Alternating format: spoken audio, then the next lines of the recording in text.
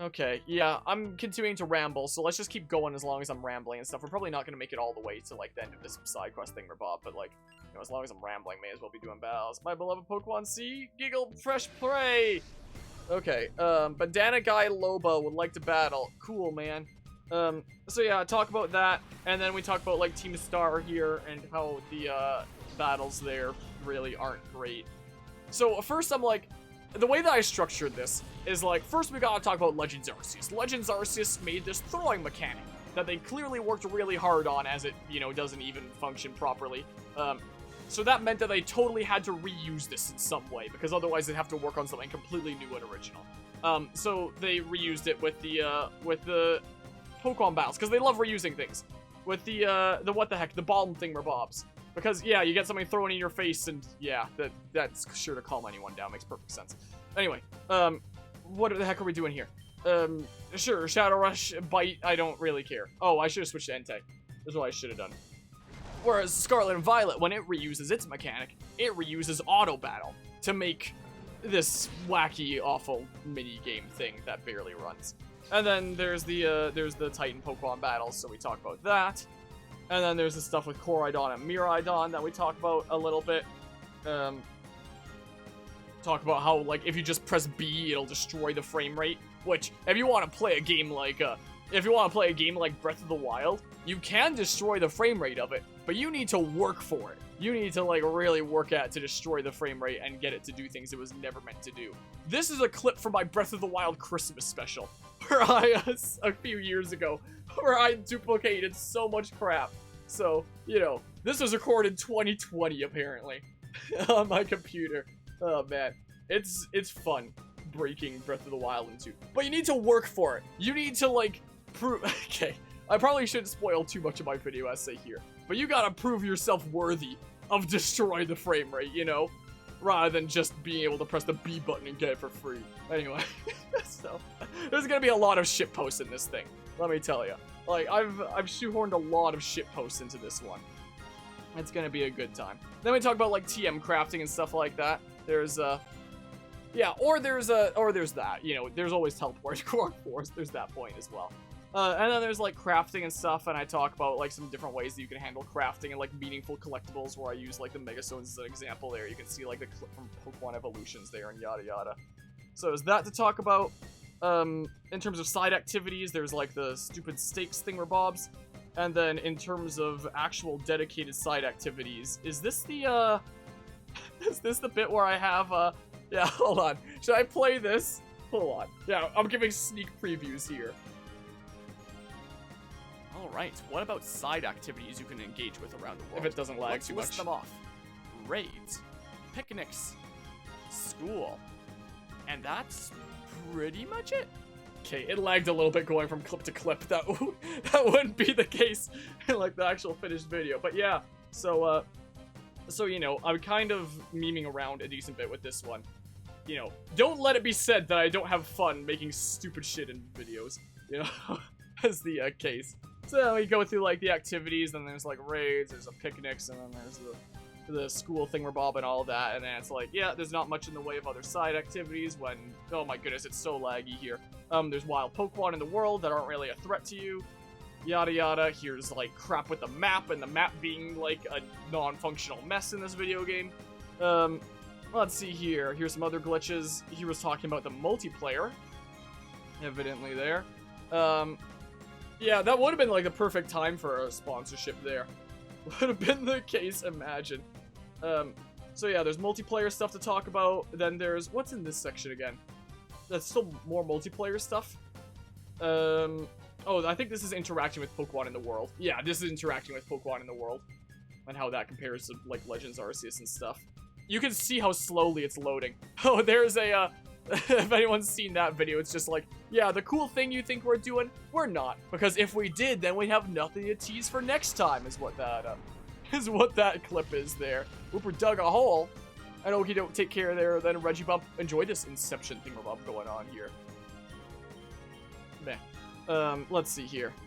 So yeah, there's interacting with Pokemon in the world. There's the new random encounter systems of, you know, you constantly running into Pokemon after Pokemon because they're absolutely everywhere. So hey, maybe them reducing the amount of Pokemon will help, like, decrease that or something or other. I don't know. And yeah, just going into, like, battle after battle, Thingamabob. The stupid Thingamabobs with, like, collision and the menu invincibility and stuff. Do I have to press A? Yeah. Sure, do that. I guess I'm not switching into Entei this time. There's the fact that Pokemon spawn out of bounds and they can attack you through the walls, which is pretty darn silly there. Start talking about shiny Pokemon a little bit. Over in this section here. There's where I got the shiny Masquerain, so I talk about, like, the shiny odds. Not as ham as I did in Legends Arceus, it's just being like, yeah, you see more Pokemon on the screen in these games, so, like, your shiny odds are better than previous games. And, like, some people don't like that, being like, yeah, it takes away some of the value of the shiny, and, you know, I completely get that. I don't personally care too much either way. But the one thing that is for sure, like, really bad is the fact that they took away the sparkle and the sound effect that comes with a shiny Pokemon spawning. And I received an interesting comment about a week and a half ago on, I think it was one of my community posts in regards to that. Usually whenever I get comments like recommending me to include a certain thing to discuss in an upcoming video essay, usually it's random crap that's like, why would I talk about that? That doesn't even make much sense. Is usually the case, most of the comments that I get. But this one comment that I got about a week and a half ago actually brought up some really good points. It was in regards to, like, the accessibility of Scarlet and Violet for those that have, like, visual impairments. Because in Legends Arceus, you had, like, the sparkle effect and the sound effect that came with a shiny Pokemon spawning. But in this, you just don't have that. Which means, like, this I believe I put into grayscale for reference. Which means, like, just so that we're on the same level playing field of not being able to visibly tell that there's a difference in shiny Pokemon. How would you know that this Masquerain is shiny and not, you know, the other one that's gonna spawn here in a hot second, I think, if I just advance a few frames ahead. Yeah, that one there. This one is shiny. This one is not. If you have visual impairments, like, if you're colorblind, how are you ever gonna be able to tell that there's a shiny Pokemon out and about? It was actually a very good point. So, like, I actually took the advice of that comment and included a little bit about, like, accessibility features because of that. And, you know, Scarlet and Violet taking a step back in that regard, you know? Like, they brought up 2 points with it. One, shiny Pokemon not being able to be identifiable to those colorblind anymore. And 2, if you are photosensitive, if you have trouble with flashing lights, then that is such, like, a buggy, unfinished game that flashes like crazy that it can give you headaches. It can induce, you know, symptoms with, you know, craziness like this, you know? So it was actually a really good point, you know? So I usually don't end up taking the advice of comments that I get, because usually it's just random crap that somebody, like, blurted out just for fun. But this was actually, like, a very fair point that I hadn't considered before about, in regards to that, you know? So, yeah, I incorporate a little bit of that. And then, yeah, and then there's ways that you can get screwed out of shiny Pokemon, like shiny Pokemon despawning, the collision not quite working properly, the shiny Pokemon just straight up despawning, being like, see ya, I'm out of here. So there's several ways that you can, you know, get screwed out of shiny Pokemon.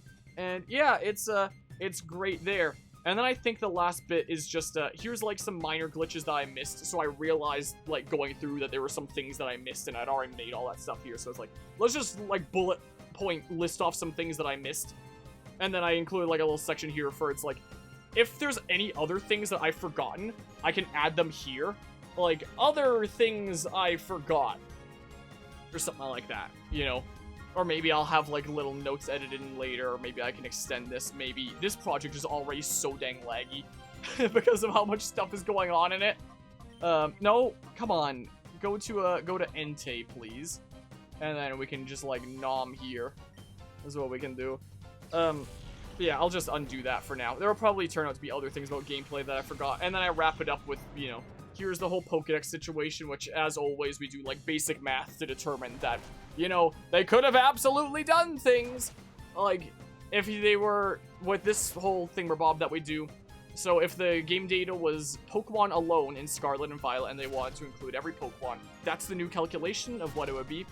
But if we're going to go with the excuse of, like, they're making new models as of Legends Arceus. You know, they're building up this library of new models that they have as of Legends Arceus, which arguably look worse than the old models anyway. There are 154 Pokemon that are in Legends Arceus, but not Scarlet and Violet.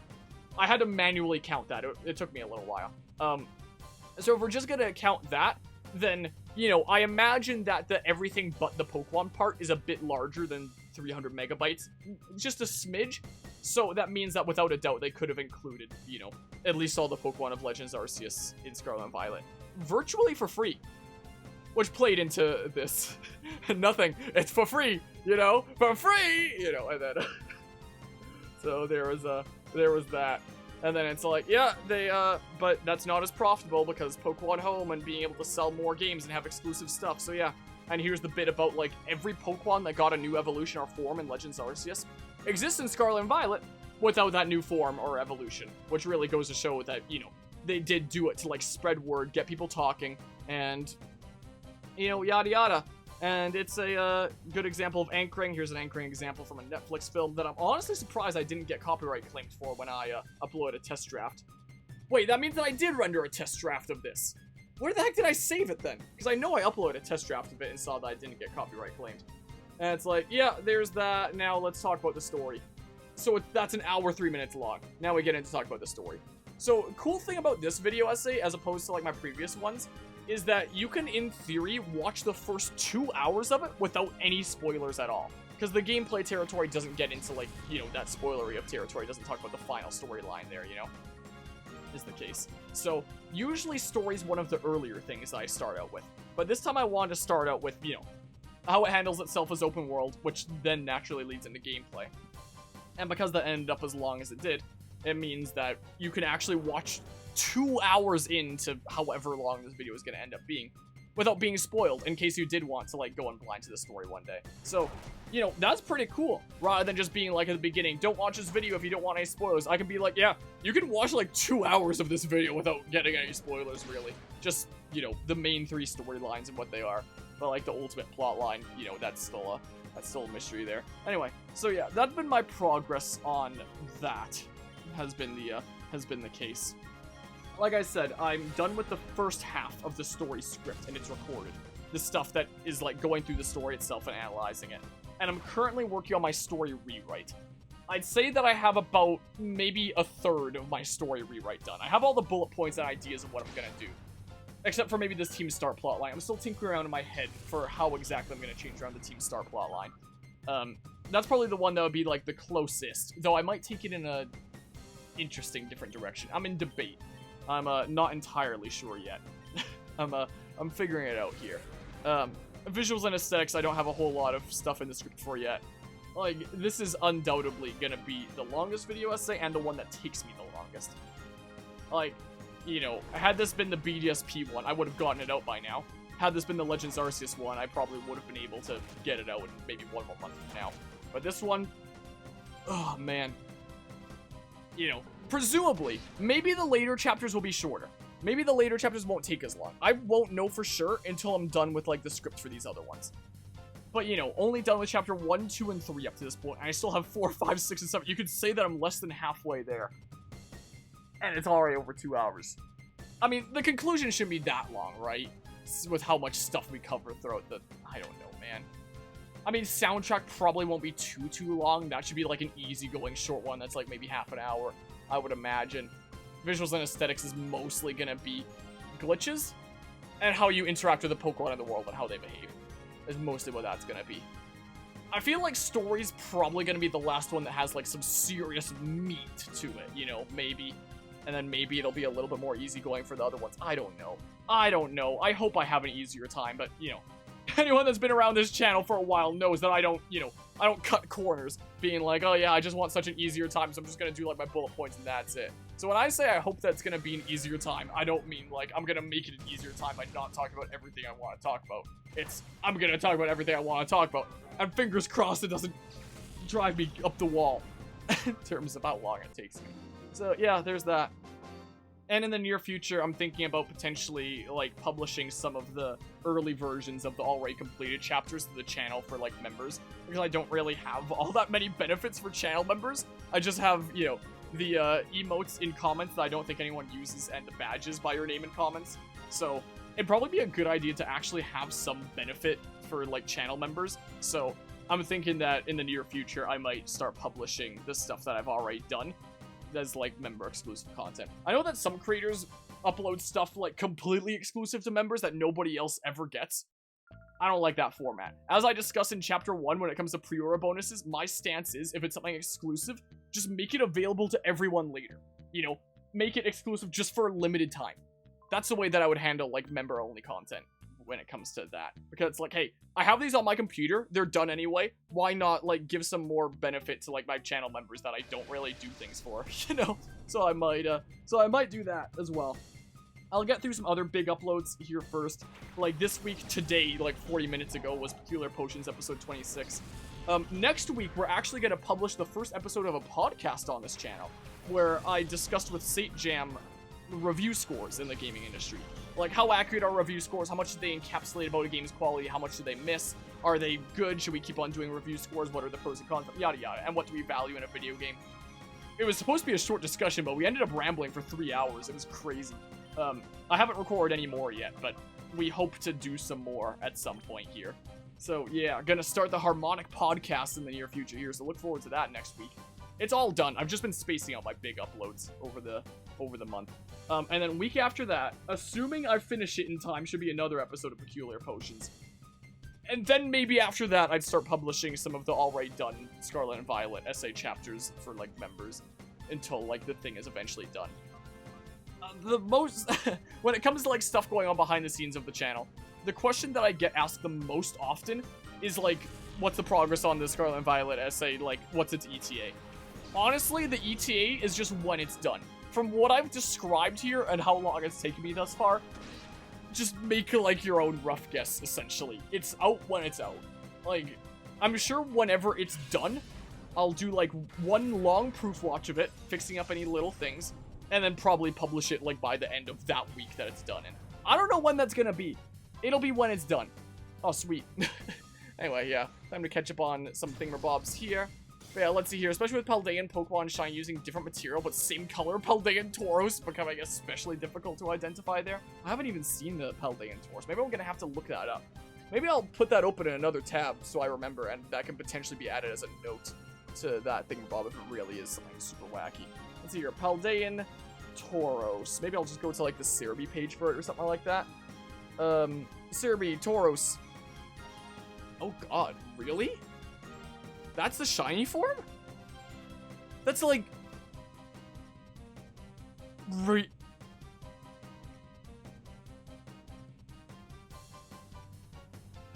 My god. Like, that's a lot more evident of a difference. Oh my god. Its head and legs are more black. Wow. Okay.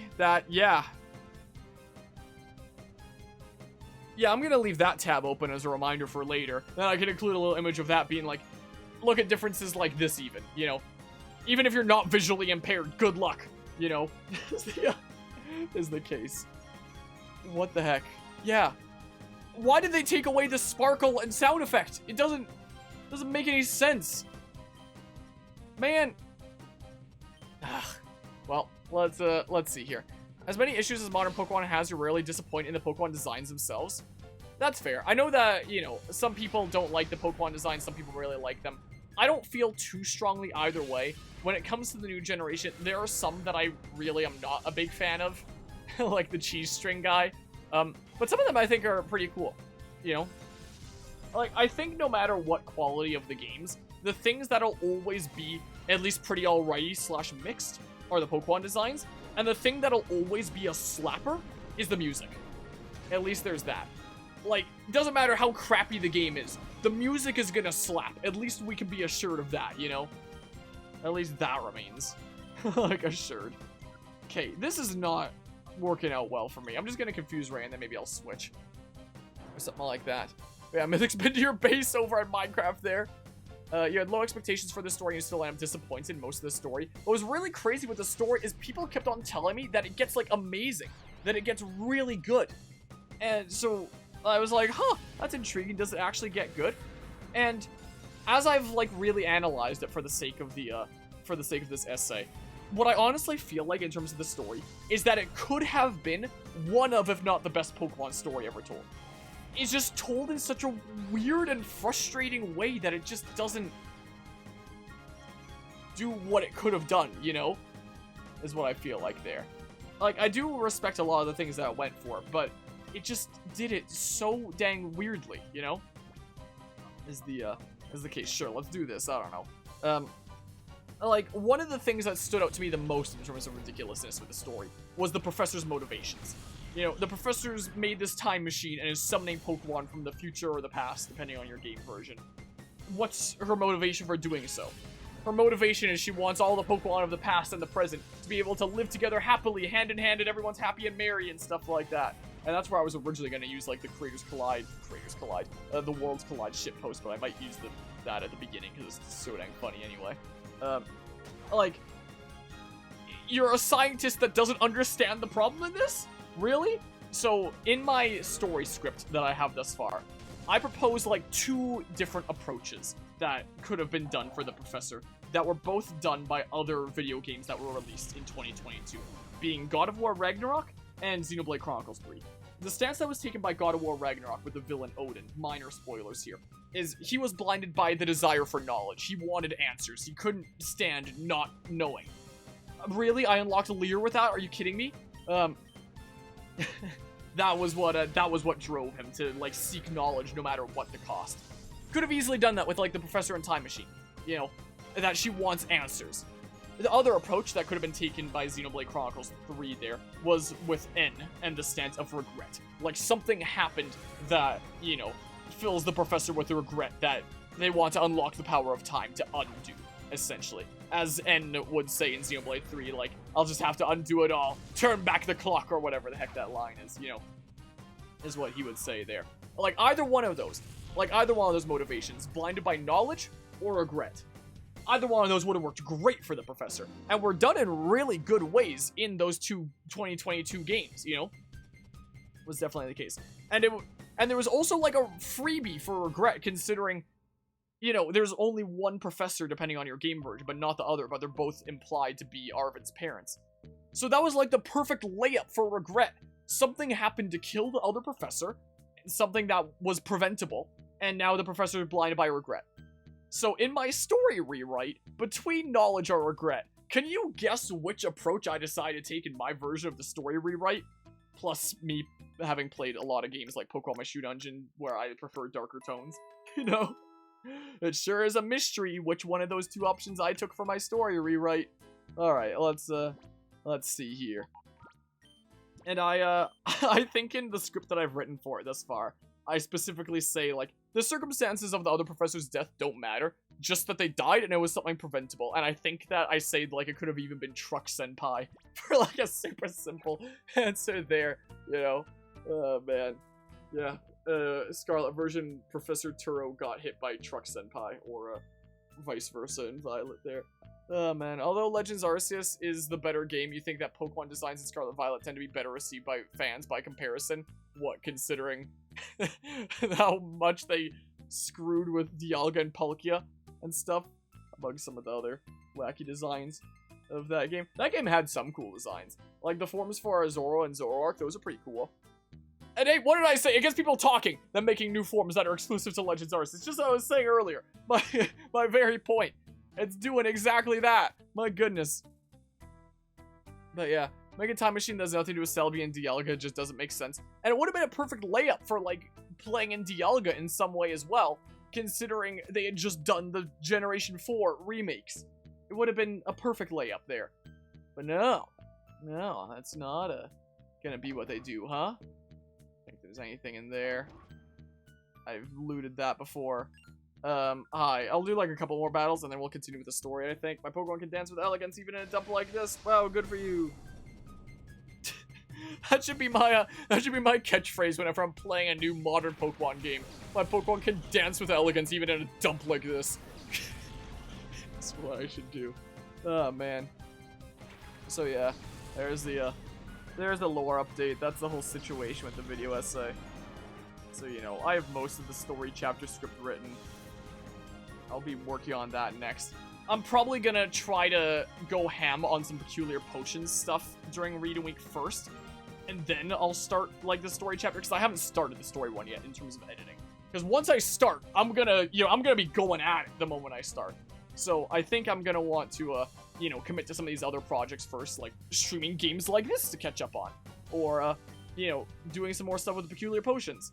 And then once I feel like I've got enough of a foothold on the other projects, then I'll probably start the editing of Chapter 4. Is what I'll probably do. You know, Dragon Dance.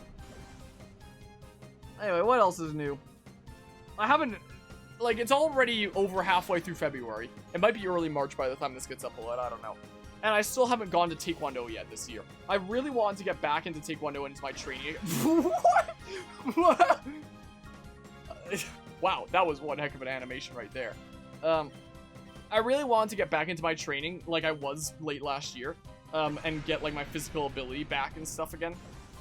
But I figure while I'm in the midst of this video essay, I want to see this video essay through to the end. And then get these other aspects of my life back on track. I just want to get this project done so I can, like, move on and focus on other things, like exercising, getting my physical ability back, and continuing to work towards Masters, hopefully one day in Taekwondo. I still have one more break I need to clear for 3rd degree. And then I can start, like, working towards Masters proper, which is really cool and an exciting prospect. But I figure, you know, balancing going to Taekwondo a few times a week alongside the... the Scarlet and Violet video essay. It's a bit much considering how many hours go into that. There's probably already been a couple hundred hours put into that, is the case. So, I kind of mentally told myself, okay, I'm gonna see the Scarlet and Violet video essay through to the end, and then I'll pursue these other avenues in my life, like Taekwondo again. I wasn't expecting the essay to shape up to be this long, because when I mentally told myself that, it's when I'm still not done with the scripts at this point. You know, I wasn't even, you know, a decent chunk done with the script yet. I was still, like, right smack dab in the middle of it. I guess you could still argue that I am now, but, yeah, it's... So, you know, it's been a couple months now of me not really doing any real major exercise, and I feel weak. Like, oh, dang. Well, whatever. That means I get to, you know, purify you faster and stuff anyway. Like, I feel flimsy. Like, whenever I'm in the midst of regular training and stuff like that, I feel like, oh yeah, any physical activity thing I need to, I can get up and go do that. Like, I feel able, I feel capable and stuff. But right now, I feel like a limp, useless husk or something or other. Is the thing. It doesn't feel right, you know? My body does not feel right being in this state. And it's strange. It's weird. I need to get back into, you know, regularly exercising again, but, you know, hard to have the time for that in the midst of this essay. So, like, my plan right now with the whole channel situation is still not put on any, like, already released games, still only do new releases. The possible exceptions being SpongeBob movie games, if I manage to organize playing that with friendos, and maybe Fire Emblem Blazing Sword, because that was recently announced to be coming to Nintendo Switch Online.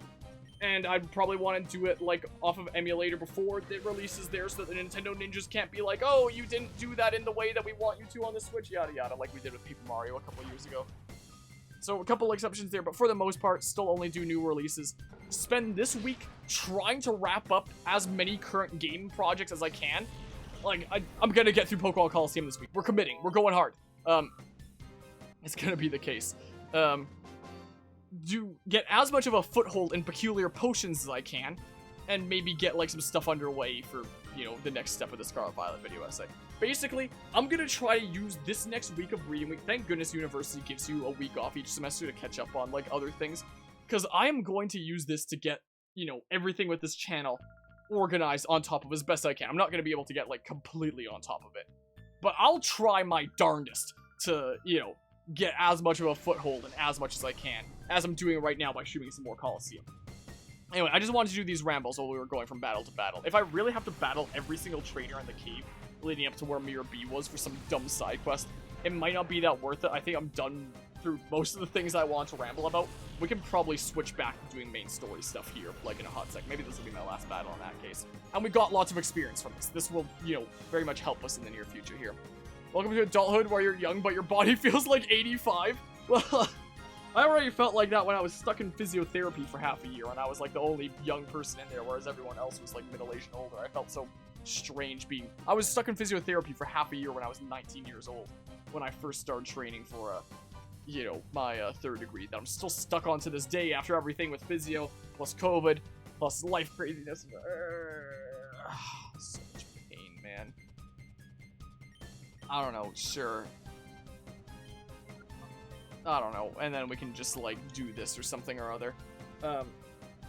So yeah, my physical ability is not there. The moment that the Scarlet Violet video essay is done, I'm going right back, like, deep into Taekwondo to, try and get back the physical ability that I've lost during this time. I need to feel capable again, not limp and weird and useless like I feel like right now, you know. I don't like this feeling that I'm constantly experiencing here. It's strange. But yeah, as I was mentioning before, whenever I'm in like the middle of production on a big video essay project is probably when life is the most stressful. And this is like a whole nother level because it's probably going to be like the longest one yet because I had the most things to say about this one. But again, I don't cut corners and just not say those things I want to say. I'll take however much time it needs. So much pain. I always try my best with these video essay projects to say everything that needs to be said. I recently had a discussion during Assassin's Creed Origins, late at night. I don't think the video is up yet on YouTube. I'll probably post it in the Discord server and uploads when it goes up, because we actually had a really interesting hour-and-a-half discussion, like, about a week ago in AC Origins late at night, when somebody had asked me if I play much in the way of multiplayer games, and that spiraled into me talking about, like, the early days of the channel, into, like, the modern stance of the channel, and yada yada, and why I do a whole bunch of single-player games. And one of the things, it turned into like a whole discussion about like the way that you should handle your stance as a content creator and the way that I do it and the way that I handle like my motivations and the way that I handle projects and balancing things that I want to do along with things that I do as part of like an obligation to do as stuff that people expect to see and stuff like that, you know. And one of the things that I discussed in there is if you're, you know, making content, you should, one, like, have a lot of motivation to do it. But two, you should also, like, you know, don't go in with expectations of, like, yeah, this is totally gonna hit it off. I'm gonna be really upsetty spaghetti if it doesn't. But you should also go in with goals. Like, it's, hold on. Whoa, wait.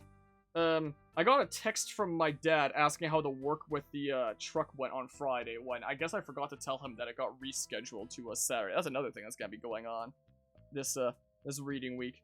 So I'm just gonna really quickly respond to him, saying that it got rescheduled to next Saturday, is the case. Ah! Itchy nose! What the heck was I just saying there? Anyway, when you go into content creation, you shouldn't have expectations for the way things are gonna go.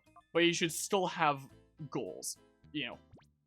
And the example that I used was, as I'm producing the Scarlet and Violet video essay, the goal that I have in the back of my mind when I'm editing it is I'm gonna try and make the highest viewed video on Pokemon Scarlet and Violet on the platform. Am I gonna be able to do it? Probably not. But what's that one saying where it's like, aim for the stars, even if you miss, you'll still go over the moon, or whatever the heck? You know, or whatever. I don't remember exactly what that saying is. It's something like that. So, that's very much the stance that I've taken with the Scarlet and Violet video essay is, that. Anyone that's interested in that whole dedicated discussion, I think it's part 60 of the AC Origins series, of just like a whole hour-and-a-half discussion about like my entire stance of content creation, essentially, that I had at like 2 or 3 in the morning that night, after most people had already conked out. It was an interesting time there. All right, do we continue with the main story now? But yeah, that's my stance with that. So I have that goal in the back of my mind as I'm editing it. Again, is it a realistic goal? Probably not, but, you know, if you treat it in such a way where you have that goal and put in the right amount of effort with that goal in mind, then, like, your effort will reflect in the quality of the content that you put out, I feel like, if you know, really are trying to make it the best you can. Where was that one tab that I had here? Oh, yeah. I can put that back over on this monitor or something, right? That might be a little bit more convenient. So, hold on. Past this side quest, what the heck do I do? So yeah, I'll just scroll past all these trainers and stuff here. Let's see here. Head back to the main area of Pyrite Town and go to the police station. Reith and Firma are now sharing a cell. Now with a jail key. Wait, now with a jail key? Wait, when did I... Control F. Jail key. 1 of 1 match. What do you mean now with a jail key then? If that's all... I'm so confused right now.